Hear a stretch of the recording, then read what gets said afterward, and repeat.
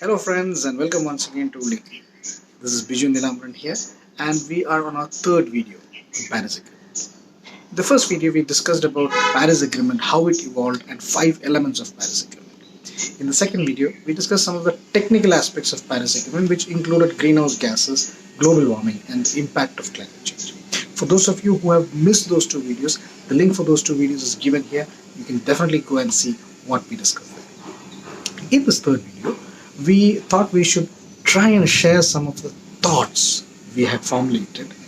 And these thoughts are some of the practical things that we as individuals and communities can do to mitigate the effects of global warming and climate change.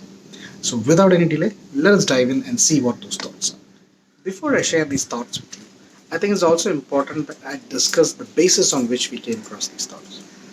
If you remember in the previous videos, the one on the technical aspects, we had discussed that carbon dioxide is the major global warming causing greenhouse gas. And we also discussed that today in the atmosphere, the amount of carbon dioxide is like 416 parts per million, which is almost a 50% increase of what it was before the industrialization happened. Now, an interesting aspect over here is that, as per the law of conservation of matter, any matter, and for that matter, we are talking about carbon. Carbon as an element, the total quantity of carbon in the planet in its various forms remains constant. It just keeps moving around in different forms. So, at a particular situation, we had an amount of carbon dioxide in the atmosphere which was good enough to maintain planet Earth as a livable planet. But then, with industrialization, what happened is we started removing carbon which was in its different form, in the form of fossil fuels. We burned it and we released carbon dioxide in the atmosphere. So carbon which was there underground, we have removed the carbon, made it carbon dioxide, and it has gone to the atmosphere.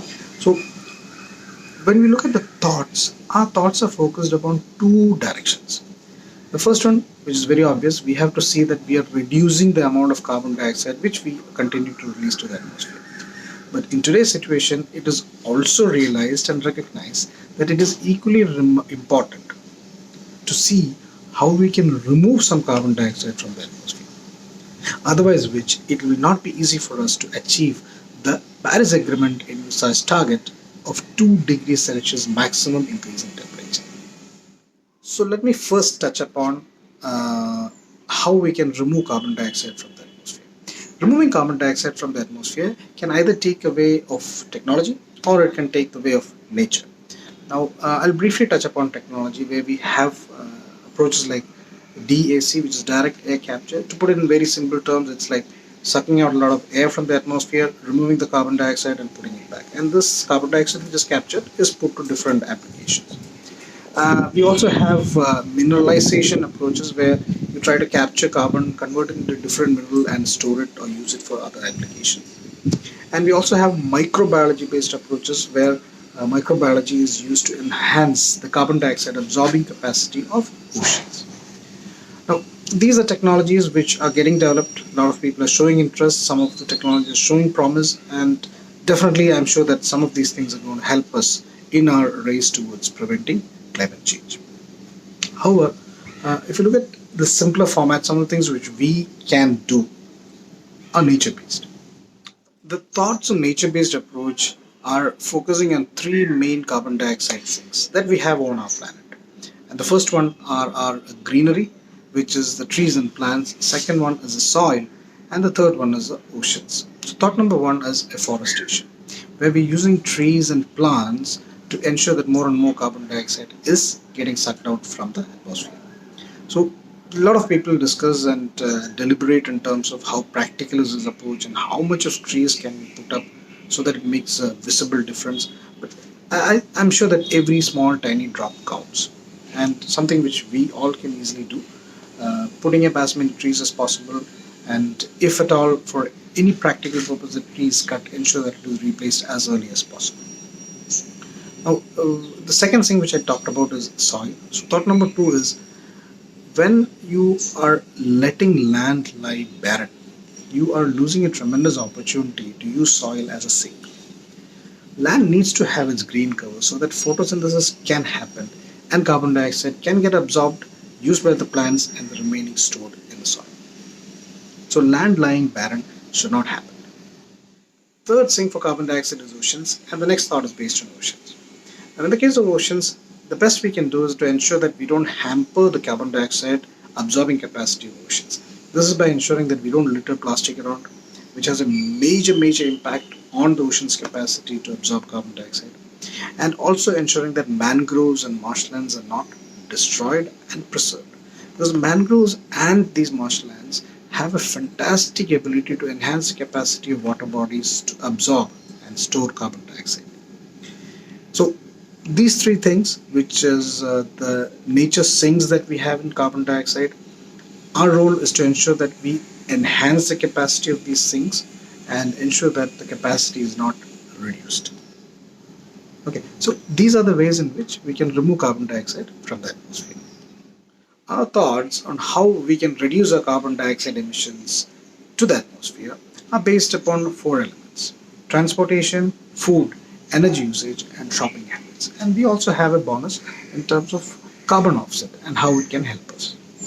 Transportation is the major source of carbon emissions to the atmosphere, and unfortunately, it is something which we cannot do away with. So, thought number one regarding transportation is to try and use public transport as much as possible. Because in public transport, the total carbon emissions get divided among the number of people using it. So, your per capita emission of carbon dioxide goes down. Where public transport is not possible, thought number two, use your cars or four-wheelers on a pool mode, where more people share the same resource, so that again carbon dioxide emissions get divided among the four people or five people who are using it, thereby reducing your per capita carbon emissions. Thought number three is, instead of four-wheelers, try and use two-wheelers, which includes motorbikes as well as the bicycles. Motorbikes is said to have almost one-third kind of carbon emissions as compared to a four-wheeler, and obviously bicycles have almost zero carbon emissions. Thought number four, very interesting. Wherever you have to walk not more than 10 minutes, make it a practice that you walk. Because walking would not only help you reduce the carbon dioxide emissions, but it will also help you reduce your medical bills in future. So these are thoughts on transportation and how we can probably try and reduce the carbon dioxide emissions by way of transportation. I've not touched upon something else, which is electric vehicles, which I will come to when we are discussing about energy sources. Coming to food, we have two thoughts, and the first thought is to try and make sure that a majority of the food that we consume is locally produced or made food. The moment we start eating food that is produced or made elsewhere, we start adding the carbon footprint of the entire logistics of that food reaching us. It could be packaging, it could be storing, it could be transportation. All these things come into picture. So try to make sure that your diet has more of local made and produced food and less of food which comes from other parts of the country, other parts of the world. The second thought with regard to food is something which is very interesting. It is said that a vegetarian diet person has almost one third or maybe even less that kind of carbon dioxide emissions as compared to a non-veg diet person. Now, I know that like me, this is something which is probably going to be difficult for a lot of us, but then I'm sure that if you're having non-veg on all 7 days, I don't think it's going to be difficult for us to make that 3 days, thereby making it half and reducing the carbon dioxide emissions by so much. The third thing is energy usage, and in terms of energy usage, one point which I did not touch upon in transportation is the use of electric vehicles. Electric vehicles are becoming cheaper and cheaper and more practical to use nowadays, so that is definitely an option. Slightly beyond the reach of middle class and lower middle class families, but something which is definitely going to come up. Whatever it is, the electric and electronic devices that we use, which is increasing by the day. You have your electric vehicles, you have the air conditioners, you have the television, the fridge, the washing machine, the mobile charging, everything runs on electricity. Where does this electricity come from? Depending on the source of electricity, how it is produced. Is it hydel? Is it nuclear? Is it coal? Or is it solar? Each unit of electricity that we consume has a carbon footprint. And it's not easy to understand what is the carbon footprint of each unit of electricity that you consume. So the other way is to try and reduce as much of consumption as possible. And here we have two thoughts. One is to see that you are using star-rated appliances, using appliances which have optimum electricity consumption, ensuring that your lights and fans and air conditions and equipment are switched off and not in use, using of low consuming devices like LED lamps. And today I think solar energy has become much more cheaper. If you have the wherewithal, you should definitely go in for solar, as at least a portion of your consumption is coming in from solar power. The fourth point is shopping, and we have only one thought regarding shopping, and that thought is reduce. Try to buy what is needed, try to avoid buying what is wanted, and don't even think to buy what is desired. Try to extend the life of what you're using. Can a stitch make that product usable for one more year? Definitely do that. Can a repair make that product be usable for one more year, 2 more years? Do that. When something is beyond use, what are the alternate uses for it? So shopping habits, spending spree is something which drives the consumer economy. But the more you consume, the more you're contributing to the carbon emissions. The more you're discarding as waste, the more you're contributing towards the carbon emissions.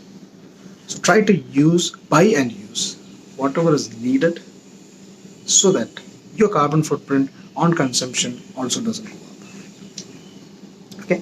Now, even after doing all these things, I'm sure there will be some activity which you cannot avoid by way of your career, your profession, your life, and this will definitely contribute to carbon dioxide emissions. Now, for those people who cannot avoid certain kinds of carbon emissions and who probably have the money, another option is called as carbon offsets. There are a lot of platforms which offer this service, and here basically what happens is that you are buying carbon credits by paying some money, and these carbon credits come to you. Suppose you are involved in an activity which has a 500 kg carbon dioxide emission.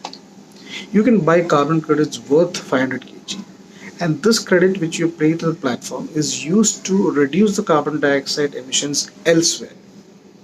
So your feeling of guilt can be taken care of by buying carbon credits.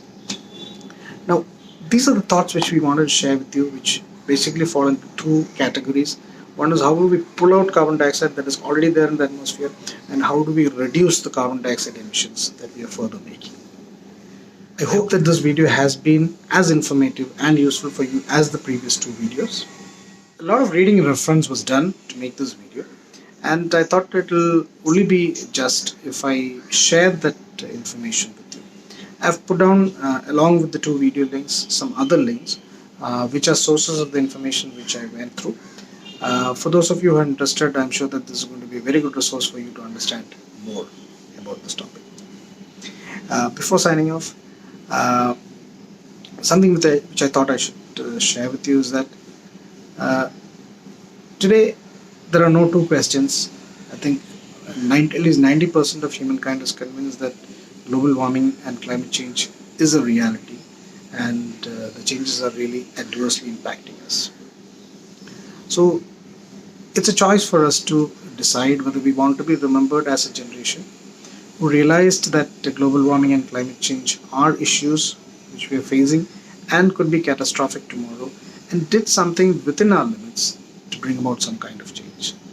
Or do we want to be remembered as a generation which realize that there are issues and it is a catastrophe coming out, but still continue to ignore it? I, for one, would definitely want to be remembered as a generation which definitely tried to do something. Forget the results. Tried to do something that was possible by us to make some kind of a change. So this is Biju Minamran signing off from Oli Green, where Oli Green is all about making this world a greener place. And don't forget to subscribe and click on the bell icon. Thank you.